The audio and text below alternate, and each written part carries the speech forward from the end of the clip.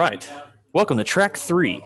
This is James Lawler. I'm going to be go ahead and kicking us off. I hope there's no more crazy feedback, reverberation and vibration and whatever kind of things that was going on there. But I hope there's only one of me that each of you hear. Again, swag, Eventbrite, registration, and everything like that. Lunch, hopefully y'all have already eaten. But tiny.si/BSOK. And then, of course, if you're not in Slack, probably want to get out on there, slack.techoklahoma.org. Conversation's going, and so far it's been a great one in all 3 tracks. I really appreciate all the back and forth that's been going on. Even as a virtual conference, it seems like I'm still glad to see the quote-unquote hallway con still happening. All right, and if there's no more questions, I'm going to go ahead and get this talk going. Just to not have to keep anybody around for any longer on a Friday than they have to. Again, sorry about the background noise. Hopefully it's not too terrible or too unbearable. If it is, I can definitely move to another room, or at least another area of the room, but hopefully it should die down here shortly. All right, so my talk today is going to be about PKI, or public key infrastructure, and HTTPS interception. The thing about this talk, I kind of wanted to give... Thank you. The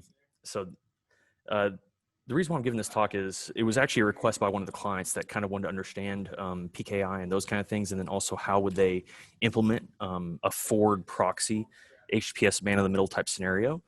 Forward proxy meaning any requests forwarding out of your network, as opposed to a reverse proxy where you're essentially sitting in front of a web application, protecting it that way. This is essentially protecting your users from malicious stuff out on the internet and still being able to inspect it. But let's go ahead and we're going to dive into all of this. And here's the contents. I'm going to try to level out the playing field a little bit. So there's going to be some elementary terms we're going to kind of go over in the whole workflow of asymmetric cryptography, some, I guess, digital signing, and then PKI architecture overview in general. And then we're going to kind of go into some tools and software that I've used and some gotchas with that, and then lessons learned from implementing a PKI a couple times myself. And then the next part of this talk is going to be over HTTPS interception, kind of what that architecture looks like that I've implemented myself, the gotchas with that, as well as some lessons learned there. I have the Slack open, so if there's any questions throughout this, I'm more than happy to stop and answer those. But of course, there'll be time hopefully after as well to answer any questions. But here we go. All right, so PKI. The first thing I want to kind of go over, and again, this is very, very elementary, potentially for most, but it's kind of good to get this out because these are the building blocks of what public key infrastructure is and how to build that trust system. And of course, Alice and Bob seem to be the usual suspects in these kind of scenarios. And so you have Bob with a public and private key, as well as Alice with a public and private key. Well, Alice wants to send Bob some secret stuff. And so in order for Alice to be able to send Bob some secret stuff without using a pre-shared or same key, you can actually use asymmetric cryptography to do that. So the first thing that Alice does, she takes Bob's public key and encrypts the secret stuff to then send this encrypted secret stuff with his key that Bob, hopefully him being the only one with a private key, can decrypt. So pretty straightforward. You use the other person's or the recipient's public key to encrypt the stuff that they can only then use their private key to decrypt. There's a lot of math behind that, but that's at a high level what's going on with asymmetric cryptography. Now, digital signatures. Now, this is a digital signature is essentially allows and creates non-repudiation. And so, in other words, you can assure that it definitely came from that person by the use of PKI and those kind of assurances built into there.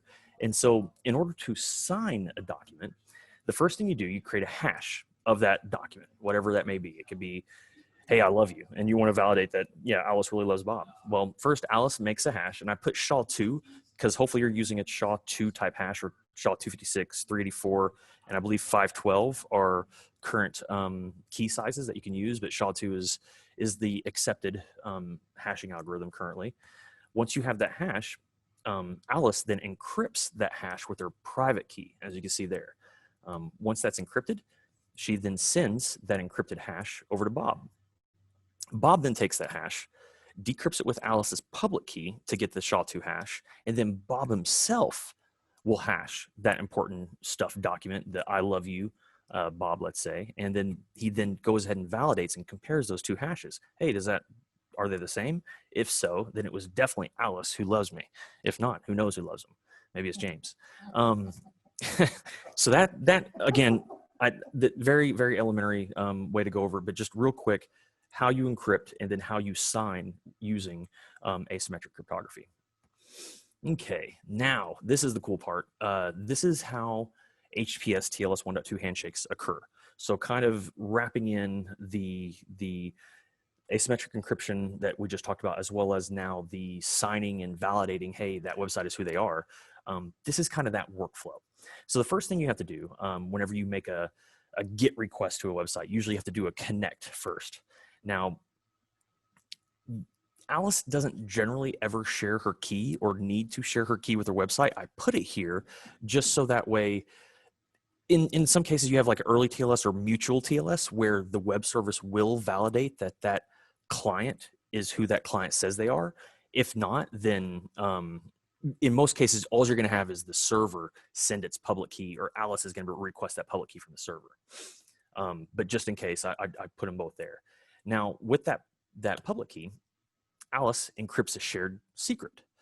This shared secret is then sent over to the website.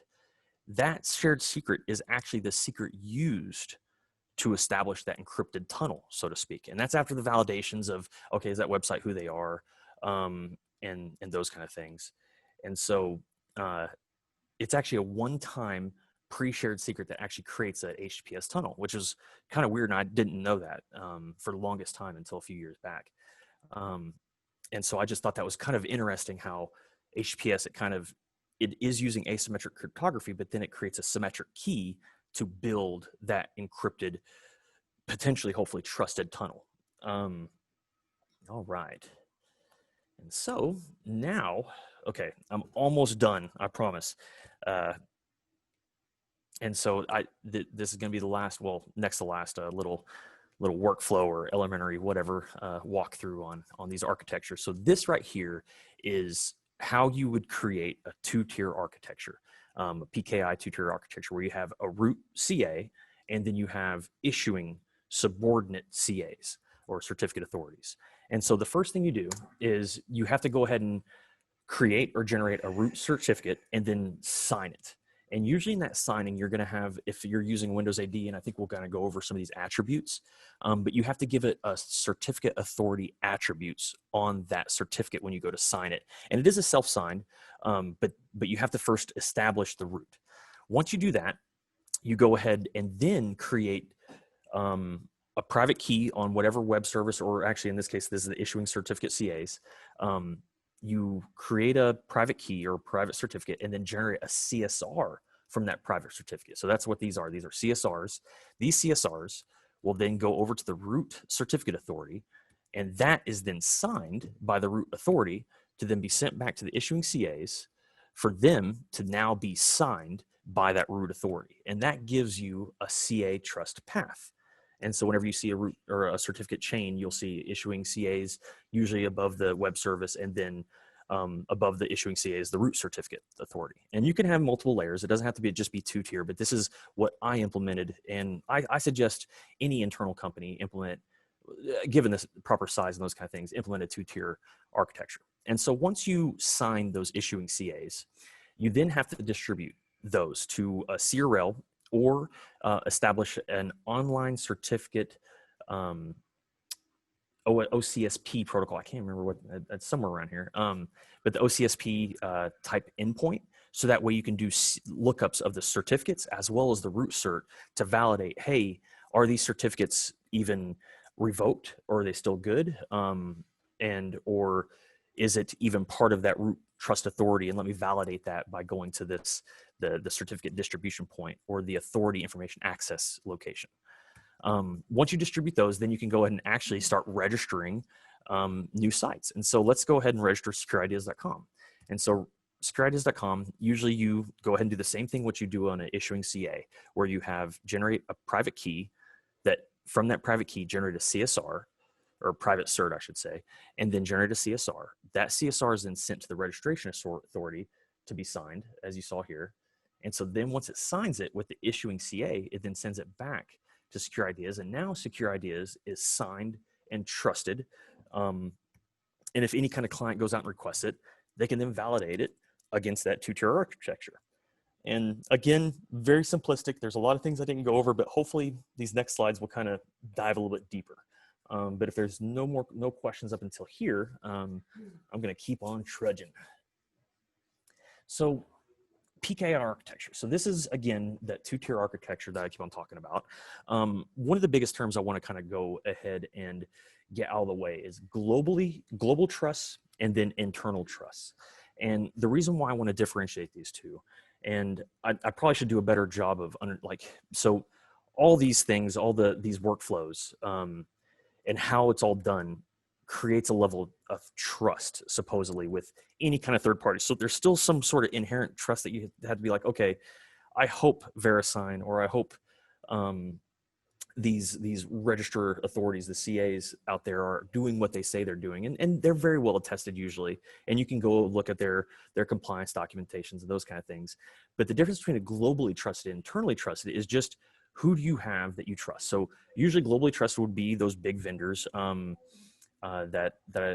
that are trusted by anybody. Most browsers will trust them, or they're, at least the CAs are already loaded in the browsers. Whereas internal trust is something you establish, and you may have to distribute that trust yourself to your internal assets. So it's not like it's going to be, once you set up a CA, that, oh, now that everything's trusted. Well, there's some things you have to do to establish that trust, whether it be internal or globally, because you can set up a global CA and become a CA for other people, whether you want to do that or not. But it's just, there is a process to build that trust, and knowing the difference, what you're trying to apply this architecture to. For most cases, in this case, it's mostly internal use is what I'm showing here.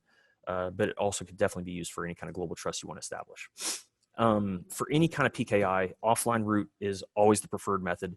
It sounds kind of weird, but the good news is you don't need the roots online for very many things. You need to issue a CA signing certificate. For in this case, since we're talking about HTTPS interception, you may need to issue a man-in-the-middle CA cert, which is just a subordinate CA certificate attribute looking thing. So it looks like a CA, but it's not a CA. But I think it has CA in the name somewhere in those man-in-the-middle certs, or that attribute. You need it for CRL signing, which may only happen every year, depending on your policy, or to distribute the root cert to an authority information access location, just to be out there to be referenced and viewed. And so you don't need it on very much. And actually, how we did it, we literally had it off, and it never had a network connection in our cases. And the way we had to do it was either mount a USB or a drive, an encrypted drive of some sort, to then move any kind of CSRs to the root to be signed, or sign certs from the root to the USB. And that was all done that way. So now the other part to all this, whenever you're building out an architecture, is how do you want to issue or allow issuing of these certs? So one of the cool things, especially if you're doing like a Microsoft AD and you're establishing it that way, one things you can do, you can allow machines and users who are already authenticated to the domain, because even your machines have a username and login, whether you knew it or not. And your users, of course, have a login that can authenticate them to the domain. Well, in your CA certificate attributes policies, you can actually say, hey, my issuance, if it's a machine on this domain and they're valid, issue them a cert. And then bam, right whenever they either are added to domain or whenever the policy takes hold on that box, that machine will then be issued, and it will actually create its own private cert to then be signed by the CA or the issuing CA, and then reset on the machine without any interaction from any users. So that's really kind of nice. So then right out the gate, if you do any kind of Microsoft AD issuing CA, which I'll kind of go over that later, you can actually have this automatic registration of machines and users. The other thing on issue governance that you should also note is the web services. So a lot of internal web services, you may either be using self-signed certs or untrusted certs. And so do you want them to be able to auto renew or self-register, or do you want them to have to be able to generate a CSR to send to the security team or another team to then issue it from the CA? It's all in your risk appetite. And for internal boxes, if you have a certificate attribute that doesn't allow you to put in more than 2 subject alternate names or something like that, that kind of limit who this cert can actually, hey, I am this machine or I am this endpoint. If you limit the amount of endpoints they can say it is, maybe that's enough risk mitigation for you to go ahead and allow web services to self-register, but just with 2 SANs or something. Also, allow auto renewal. There's another great function with Microsoft AD that will allow, once, not necessarily initial renewals of certs, like you can't initially register this cert, but if you've already been registered this type of certificate, then allow them to auto renew. And that can come in really handy for some of the web services. And come to find out, if you knew, your domain controllers already do this. And where to put your keys. So yeah, this is, I know when I probably should have mixed this up a little bit, because we're going to get into some keys here pretty soon. But these are just some high level things to think about whenever you're building out your PKI architecture and ways to kind of go about it. Some more gotchas with that. So when you thought you were building a PKI and you're like, hey, cool, all I got to do is issue certs. Well, how do those get validated? Well, it's either you have to have a certificate distribution point, whether it be a CRL or OCSP endpoint that is available that you can then validate certs against. Otherwise, I mean, there's no way to know that, hey, is this really the root cert that signed this? I need to go to the AIA and validate that. Is this, and then using that cert, it can programmatically or at least algorithmically validate, okay, yes, this is part of that signed CA chain. So you have to make sure that these CDP and AIA locations are available. And it's yet another service that you have to stand up on top of all your key issuing services or cert issuing services. And so it's kind of a gotcha there. It's also needs updating. Luckily, you don't need the AIA on the root. I thought you did. I put it there, but you don't really need it. As you can see, for one of the places, so the cool thing is I'll usually go to corporations that seem to know a lot more than me, like Google seems to have encryption down, right? And so one of the things whenever I was building out the PKI the first time, I would go to like Microsoft.com. How were they issuing those certs? And in this case, I went to Google.com. And I was like, okay, what does their root CA look like currently? And sure enough, this is all the attributes they really had. The key usage that these purposes are the attributes. So it can do certificate signing or CRL signing. There's the ID, and then there's the distribution point. There's no AIA file. Whereas in the issuing CA, you do have an AIA file. And so just knowing those kind of things, you may not have to stand up all the infrastructure you may have thought. And just to kind of FYI that one. Now, the next part to kind of go over and determine if you're going to go one way or the other is, are you going to do a certificate revocation list, or are you going to do the new online certificate lookup protocol? The differences between CRL and OCSP. So a CRL is literally, if you ever look at a CRL, and I encourage anyone to go to one of these links, go to Google, look at their CRL. Literally, it's a text file with serial numbers. That's all it is. And so you can go in there and look at it. That's all a CRL does. It just gives you, hey, these are the revoked certificates. And that's good. It can get kind of bad, especially when that CRL gets too big in size. And so now you're having to pull down this big CRL on top of having to negotiate an HTTPS connection to that website. And I'm telling you, if it's over 200 milliseconds, someone's going to click off, the site and go to another page. And so it's like, you have to worry about all these things. Don't worry. Firefox, Chrome has other protections. I'm going to go over that, but, or unprotections, I should say. But knowing which one you're going to do, the cool thing about the OCSP, you request, hey, is this certificate valid? It comes back, as opposed to giving you a list of certificates. It says yes or no. And again, I'm highly simplifying that, but that's the difference between CRL and OCSP. CRL gives you a list of revoked serial numbers or certificate serial numbers, and OCSP says valid or not valid. So pretty good little guide there. And I followed a guide by Microsoft, and I'll get these slides out in PDF or however I have to get it to you, everybody. But designing and implementing a PKI, this is a very good documentation. It was insanely comprehensive, and probably more information I ever needed to know, and I probably overthought too much, but a good step-by-step guide if you are going to have to implement a Microsoft CA. All right. PKI certificate attributes. So this right here, whenever you're setting up that root, that initial step where, hey, I gotta establish my root CA. Well, for Windows, there's a CA policy INF. And this is, I believe, exactly what I used in prod, I think. Given, like, I of course randomized some of the naming, but I believe that's exactly what I used. And I don't know though. Yeah, because the renewal key length. So yeah, you're like, oh, 24/8-bit key size. Like, well, yeah, you should be able to do 4096 no problem. I think I did that for compatibility and just being scared of stuff. And I didn't want to have to do it again because once you see that creating a CA or any kind of certificate, it's like you got to hold your face right when you're cutting it. And like, okay, I think I did it right. And sometimes it takes a few times. But the CA policy.inf, which is essentially a policy file that has all the attributes you want in there, that's going to be on the actual CA cert, as you see here, after you issue it or actually after you create it. And so you want to make sure that all these are correct.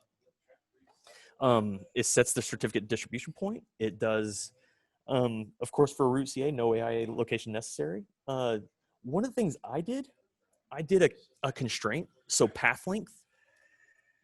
Okay, so this was not my policy. So path length equals 0, I believe will say, hey, there's no other CA above this.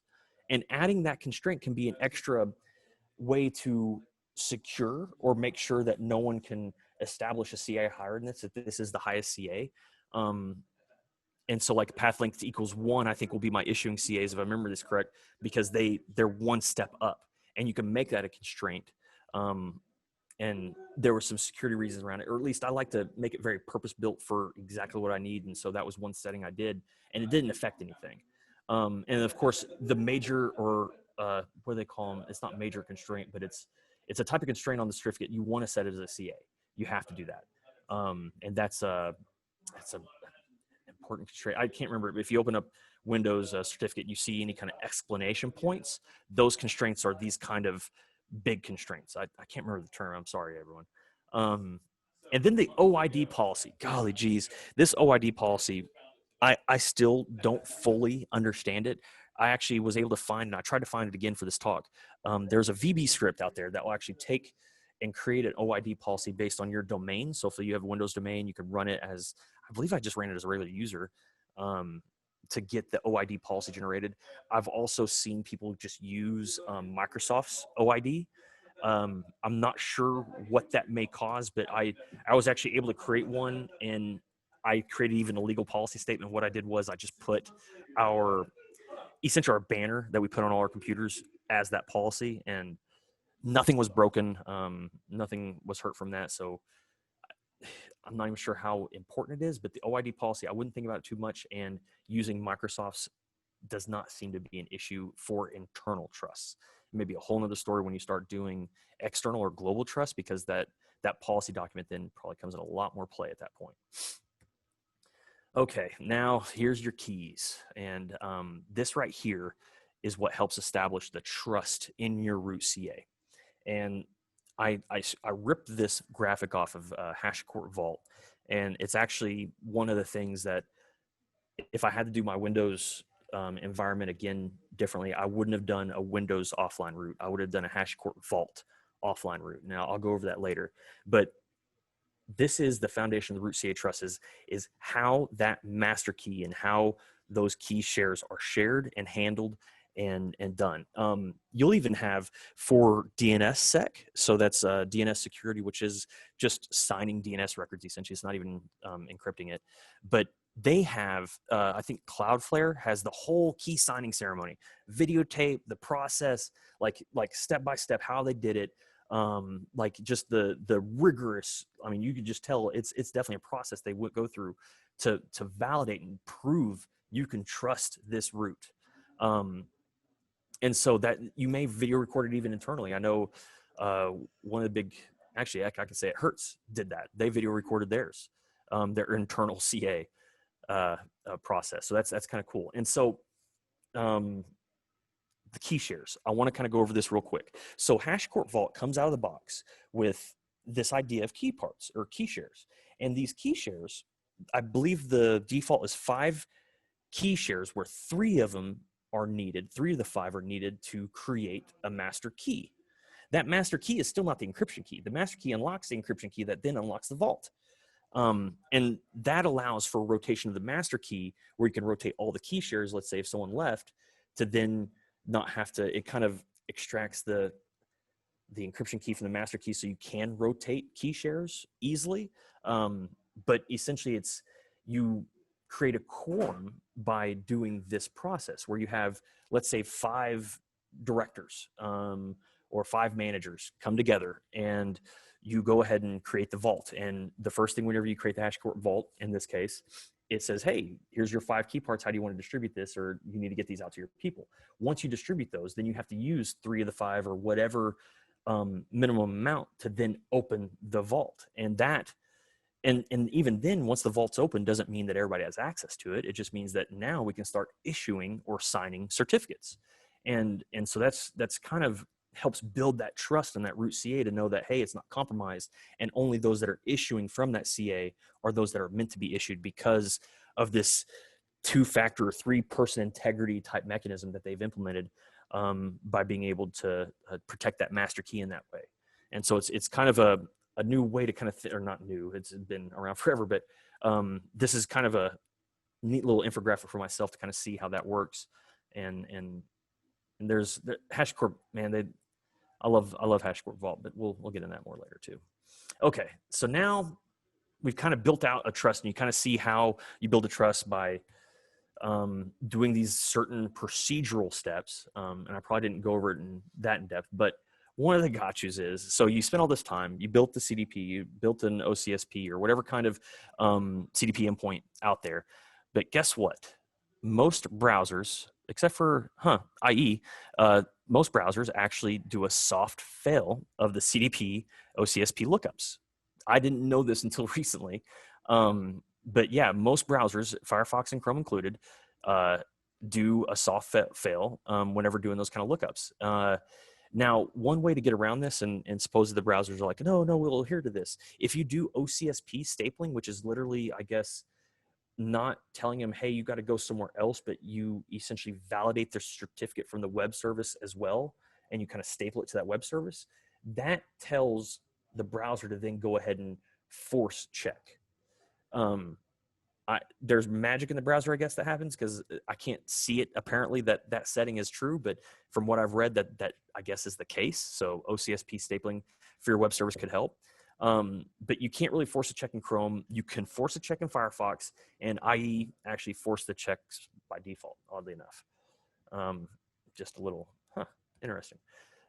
The next thing is, so the soft fail. So it's actually kind of cool how they've done it. So Chrome and I believe Firefox did this too. Yeah, Firefox. So Chrome and Firefox actually load or preload a CRL to the browser. So this gets updated, I guess, as updates come out.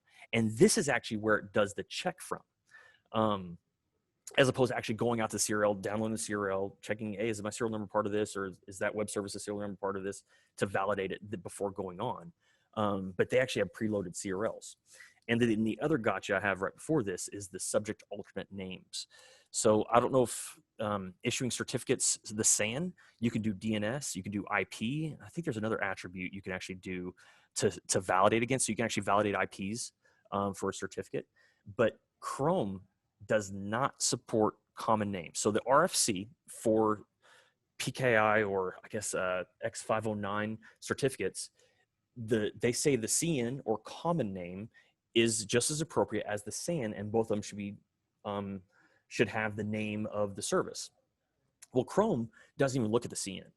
It doesn't even care what the CN is. It just wants to look at the subject alternate name and find out, is that DNS name in there, and then it validates it. And this is probably just a quickness or just a speed thing, but that's just kind of an interesting thing that they do. And a SAN can also be an email address on top of an IP address as well as a DNS. And so that's kind of interesting what you can kind of validate certificates for with that SAN attribute. It's kind of cool.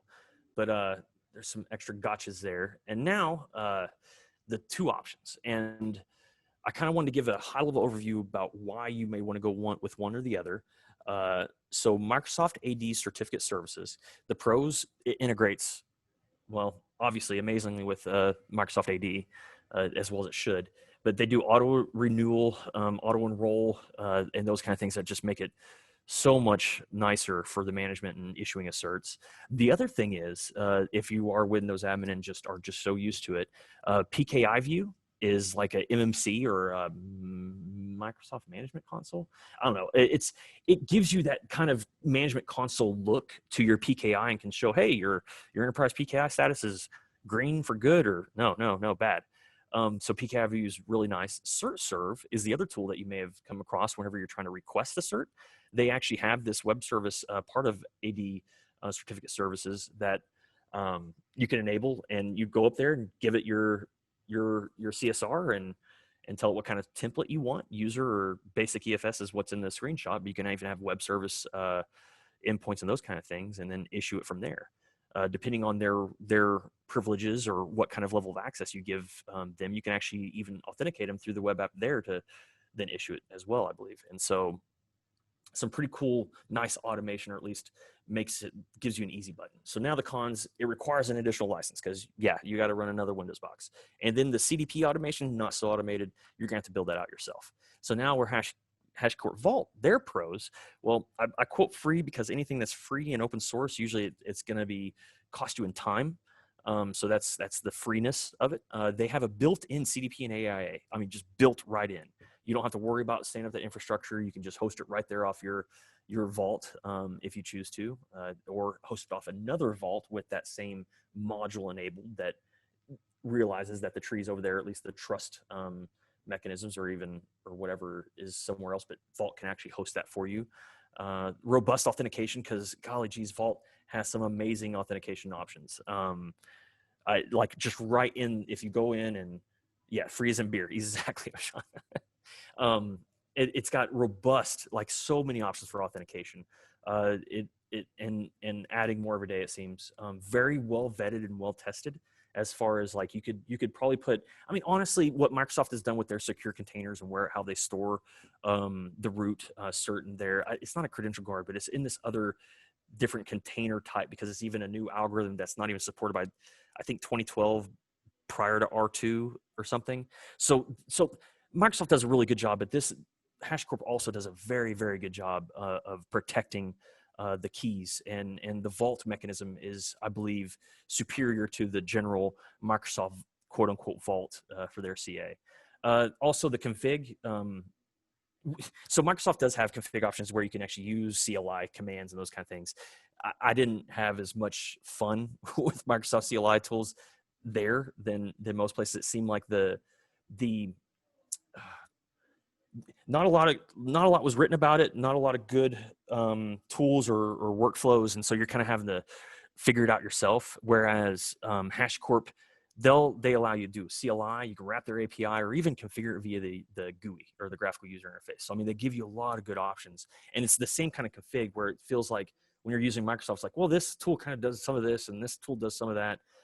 Whereas it felt like most of the config was available through each of those mechanisms, depending on how you like to configure it. Cons, learning curve, like anything HashiCorp. I don't know. They're for me, it was definitely a learning curve. And then of course, integration. You're going to have to probably integrate it yourself if there's not already a pre-built one. And most integrations, we had to kind of roll our own, so to speak. But it wasn't much. It's just, luckily their API is very well documented. Okay, now finally some tips. And golly geez, am I really taking this long? Okay, my offline route was a headless Microsoft 2016 box. I'll never do that again. I don't think Microsoft supports their headless versions as well as their full GUIs. And in 2016, they're like, hey, if you go headless, you can't go back. And I'm like, oh, that's great. So I probably screwed my old team over pretty bad there. I feel sorry for them. If they're on here, I'm sorry, guys. But the offline route was headless, so it was literally all command line. First command I ran was PowerShell, just to get the PowerShell open, but because it was a command prompt. But it was on VMware. So what I did was I BitLockered it with a password. I know that was actually kind of hard to do in a 2016 box. You had to kind of set some registry settings to even be able to do that, because they wanted to tie it to AD or tie it to something else. I was able to get it with a password. Then there was only a local admin login, and so the one biggest problem I had with how I set this up was that the logging was only from the VMware side. So I had to log the VMware, yeah, PowerShell, you know what I'm talking about. PowerShell to the people for sure. So the problem was the only logging I had was from the VMware. And so I had logging set for that instance. I'm calling it instance now, that VMware image, the root image. And so I could tell when only security admins could actually touch the box, but still, how do we do that? Because VMware has so many permissions. So net admins were able to still back it up and those kind of things, but it was all encrypted. So it didn't matter if they backed it up or not, because we were the only ones with the key. And so we had the key in our CyberArk or whatever, and we were logging when you copy the key, but that key doesn't change. So I didn't really see that. So the only logging here was literally through VMware, and that I found that to be somewhat deficient. SecOps, again, like I said, we managed BitLocker and local admin, and we recorded user actions, whether you copied the local admin password, which you could copy it once and put it in your own key store or whatever, or we were also logging to the VMware. And then NetOps, they managed the VMware part. So they were able to set up our SIEM to get the access logs, and then they managed all the system settings and the backups too. And so those were all encrypted. And this Crypto Next Gen, I put that out there because I started out doing one on a 2008 R2, and I don't think I set up with a Crypto Next Gen. And if you don't have that, you have to reestablish it, because it is a whole nother cipher set, and there's some gotchas there. So just make sure if you're going to set up a CA, do it with the latest and greatest Windows box. And no matter what you write your root cert with, you can generally issue keys or certificates that will be supported by older devices, regardless of what your root cert is. I did 24/8 again, like I said before, just to make it smaller in size, I guess, for passing around. And at the time, I was kind of worried about older systems, but come to find out that's not as big of a deal. It's only a big deal for the infrastructure, you managing your PKI, if that made sense. Hopefully it did. All right. So now this is where I kind of come in with my lessons learned, so to speak. How I do it differently is I would totally go with an offline root CA that's using HashiCorp Vault. From there, I would then go ahead and create 3 issuing, at least, maybe even 4, maybe 2 app cert issuing CAs, but I would create at least 2 Windows domain issuing CAs because of all the great automation there, because we have a lot of sysadmins and those things that just were much more comfortable with Windows, and I don't want to do their job. I want them to do their job, and I want them to do it effectively. And so I felt that was the best way, and for all of us to have to manage the system going forward, to have those Windows domain issuing CAs. And those you don't have to go offline or anything. And then the other one was the app cert issuing CA. This I would use, in this case, I actually stood it up for our data center, which was all in the cloud, so to speak. And so we were using all Linux boxes and those kind of things. And it was a Java-based app. And that wrapped and was automatable much easier with HashiCorp Vault than it was with the Windows domain issuing CAs. And given my team too, they kind of were more comfortable wrapping the API directly as opposed to trying to figure out Windows wrappings, so to speak. And so that was just it was one of those things to get easier adoption amongst the team on the cloud side to go ahead and start doing HTTPS everywhere. Because how I felt like if you're going to operate in the cloud, I call it the zero, quote unquote, zero trusted network. And so everything needed to be encrypted, whether it be the transmission, because I didn't manage necessarily the network behind all the EC2 instances and those kind of things. So everything had to have point-to-point, essentially, encryption. And that was implemented with cost savings, I guess you could say, through our internal PKI. So what else? Is there anything else? App roles. Check out app roles with HashiCorp Vault. I don't have time to really go over it, I don't think today, but man, HashiCorp Vault is an amazing product. And again, free, as in beer. Okay. All right. Now, I think we got time.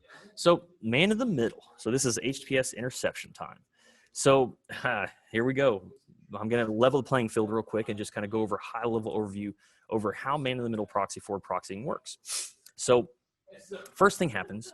So we got a user requesting secureideas.com, and it is forced through the proxy, whether it be set on the host or forced on the network through network protocols. I think it's WCCP, but there's ways to force it on the network side through routing or actually on the client side.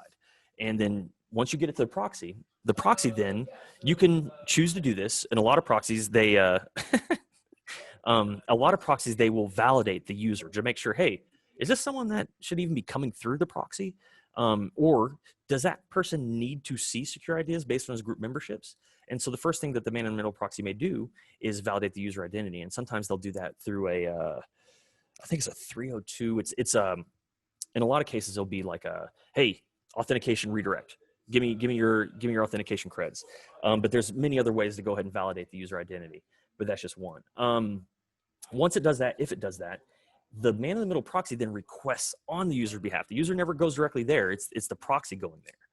And so that negotiates the TLS. And in this case, you can actually tell the proxy, hey, don't validate TLS or validate the certificates or validate whatever or not. In most cases they do, but that will actually negotiate the TLS and validate it from there. What the user thinks it's doing is also validating to the site, but it's actually only validating to the proxy. And the proxy issues a whole new secureideas.com cert. And if you look at the chain, you'll see that it's actually signed by either your internal CA or whatever your proxy CA trust is. And so that's actually what's kind of happening in the background, is that your man-in-the-middle proxy is actually reissuing a whole new cert. And so then the user validates, hey, is this a valid issued cert? And if it truly came from the internal CA and that user trusts your internal CA, then bam, cert claim is valid, and then user moves on. And so that's, again, high level, really high level HTTPS interception. And so now, man-in-the-middle gotchas. So the reason why I kind of went over this was the client that requested this training a while back, they're about to implement this themselves. And I was trying to go over, okay, what are all the issues that I had? And so one of the things is distributing trust. The good news about PKI, distributing trust, is much easier. And I kind of like this little infographic of PGP and PKI to kind of show essentially symmetric key encryption and asymmetric key encryption, and how convoluted it gets really quick if you're trying to do symmetric encryption between a bunch of different people. But when you distribute trust, you need to make sure not only the client, the server, but then also the service. In some cases, you could also call the service an application. They all kind of need a trust and this CA link. And luckily, it's generally pretty straightforward in how to establish those, but sometimes it's not as easy as we all like to think. But distributing those trusts can be kind of an issue, but luckily with PKI, it makes it a lot easier. You could do these CDP lookups for the CRL, HTTP, LDAP, or file. I put HTTP should be the one you use. LDAP, I had to use that for a Microsoft Exchange on-premise server because of, what was it? So the Exchange had Internet Explorer security settings like most servers have, because who's browsing the internet from a server? You shouldn't be. Okay, so we all agree there. Well, our CRL had an HTTP link, and because the secure settings in that 2008 or whatever Windows server was, it wouldn't do the lookup without us actually rolling back or trying to figure out what is the setting to allow this. I think the one fix I found, or two, I didn't like the way it sounded. I was like, okay, I'm going to issue one just for you and have an LDAP lookup just for our Exchange server. And so you may have instances of that. Hopefully you don't, especially with Office 365 and everything else going on, but CRL should only be HTTP. And OCSP is not necessarily HTTP. It's like it, but it's not. But just know that that's much quicker and probably the newer mechanism that people probably want you to go to. AIA also allows you to kind of go and do a couple different options on your lookups. And then cipher suites. I kind of want to put that out there because one of the things that is, I know I had a hard time is trying to get a lexicon or be able to explain how we're doing the PKI, where we're going, and in this case, what kind of cipher suites are we using, especially for forward proxy stuff. And so this was a nice little graphic to kind of show you real quick that it's not only about encryption. They not only encrypt, but it also will authenticate the message. It will authenticate the signing. And even the key exchange is identified in there, because that's that symmetric encryption I was talking about, the elliptical curve Diffie-Hellman exchange. that key exchange was that one HTTPS thing I was showing you, where literally it's a pre-shared string that Alice shared with Bob or the web service to go ahead and establish that encryption. And so it's kind of neat, but it's maths, and Luke Crouch could probably help you out with all that. So, all right. Finally, okay, so here we go. Man in the middle gotcha. Some more gotchas. So again, distributing trust is pretty interesting. Luckily, the only browser I had an issue with, I believe, that doesn't adhere to the trust on the box is Firefox. There may be other browsers out there, but most of them actually will. If you trust it in your machine CA, they'll generally allow it. So your system, make sure your system trusts it. Most applications will then trust whatever the system trusts. For smart devices, that has a whole nother trust store. Whenever we were man-in-the-milling smart devices, I was really excited to see how good my Android, or actually how hard it was for me to man-in-the-middle my Android traffic. And I can't remember all the reasons, but just know that smart devices, there are some gotchas, but you can also man-in-the-middle that traffic if you establish the trust correctly. So server trust, this is kind of, this is whenever you have Linux boxes, generally speaking, in your Windows environment and those kind of things. And I kind of wanted to put this little AD domain to the IDM domain, so Linux resources actually having to, you got your Active Directory users trying to access these Linux resources, but then it has to reference AD somehow, and usually it'll have front ends or some other kind of mechanism, but that Linux resource has to also trust whatever these Windows resources are in the AD domain. OpenSSL, CNF, so those conf files, I used, OpenSSL is great, but then it's also, golly geez, I forget all the different commands it can do because it's very robust. I can't remember if there's a really good site that I found that gives a good rundown, but I don't know, you can get very quickly lost on OpenSSL, but OpenSSL can be your friend in the fact whenever you're trying to establish these trusts in these Linux systems, it may be the only way you can actually reformat that certificate for it to then be properly imported into that system's trust config. And so OpenSSL, just know that's a great tool out there for whenever you're trying to establish Linux trust from your Windows boxes. And I even use it in Windows too. So it's not like it's just primarily only for Linux. Application trust. So running on down client trust, server trust, now applications, Java's, man, I'm telling you, they got this Java key store, JKSs, that they usually do all their trust from. And so it has, or actually it's a CA cert file, but it's in the form of a JKS, I believe. That CA cert file, which is somewhere in either your JRE or your Java runtime environment or in your JDK or whatever your application Java store references, that CA cert file, that's where you have to import your CA. And what tool you use, you don't use OpenSSL for that one. Key tool is what you have to use for that one.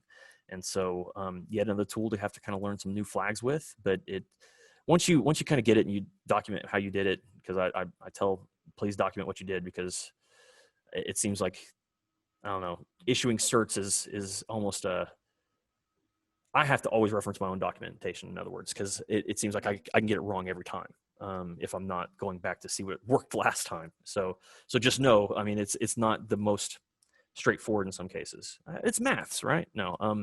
So then the on-prem exchange, I already kind of gave that was a mess.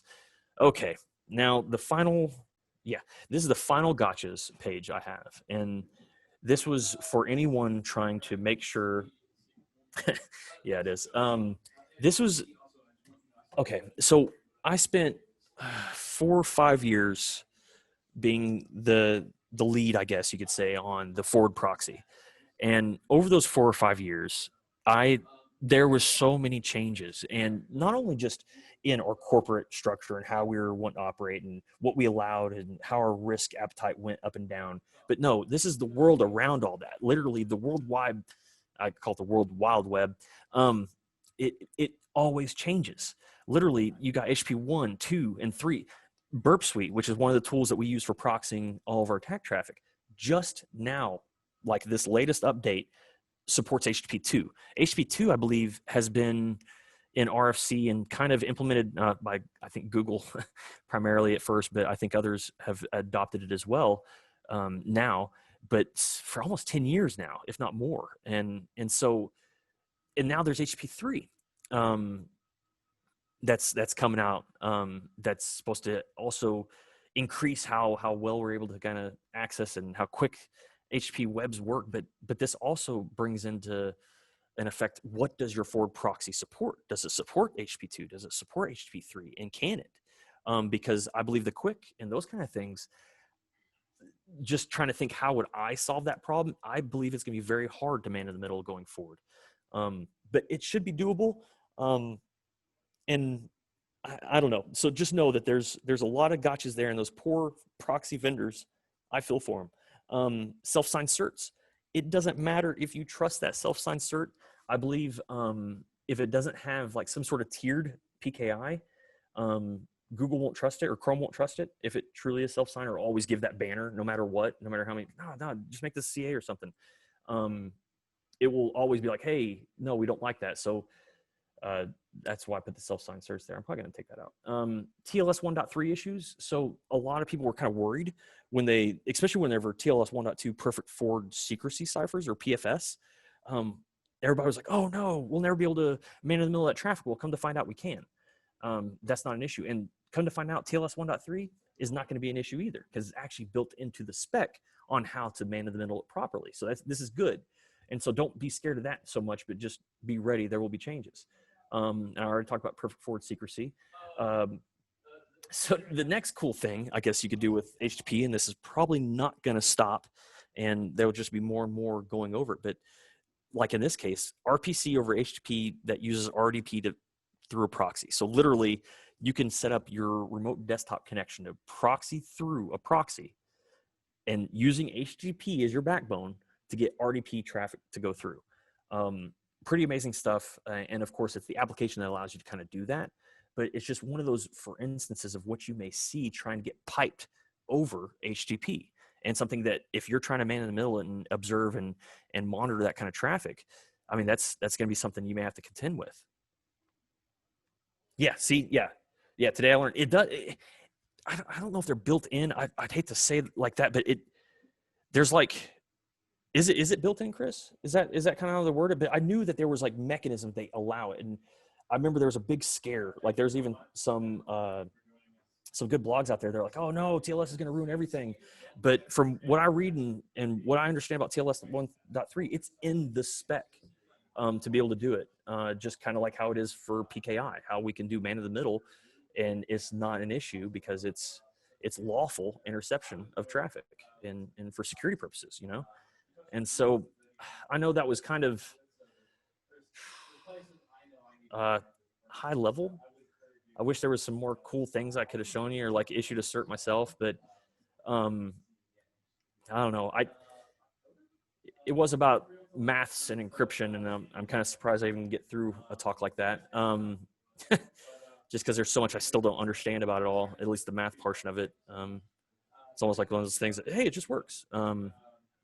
But hopefully that kind of opens some eyes, gives some things to look out for if you are standing up your own PKI, and maybe some gotchas and lessons learned that maybe you don't have to learn yourself and learn from me. I don't know. But yeah, thank you all so much. And yeah, I guess I'm done. I'm done, Zilla. You done, Zilla? I'm done. No one's heckling me off and those kind of things. So that's good.